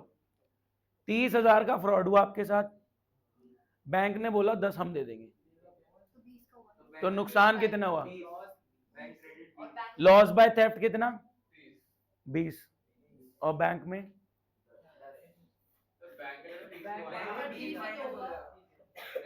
बैंक में 20 माइनस होगा। 30 गया था, 10 आ गया, तो बैंक में भी 20 माइनस। सोच पा रहे? ये आपका पूरा है पेपर, आपका पूरा टेस्ट है, और इसमें पहले 10 ट्रांजैक्शंस का आपको जर्नल करना है। अब मेरे को बताओ, मैं प्लस माइनस का क्वेश्चन सामने रखूं, मैं प्लस माइनस का क्वेश्चन सामने रखूं या जर्नल का? जर्नल। एक जर्नल का क्वेश्चन कर लो। लॉस बाय थेफ्ट और बैंक। बस एक सेकेंड रुको।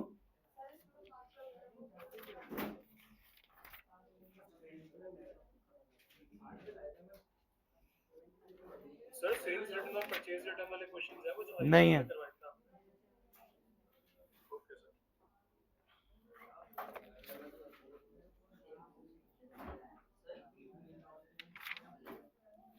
चलो एक ये वाला कर लो, टाइम पास। हाँ, डाउट्स ले रहा हूं मैं अब। ऑनलाइन रिकॉर्डिंग बंद कर रहा हूं मैं अभी। ऑनलाइन वाले बैठे हैं, मैं रिकॉर्डिंग बंद कर रहा हूं अभी। अपलोड भी कर देता हूं ना उसको।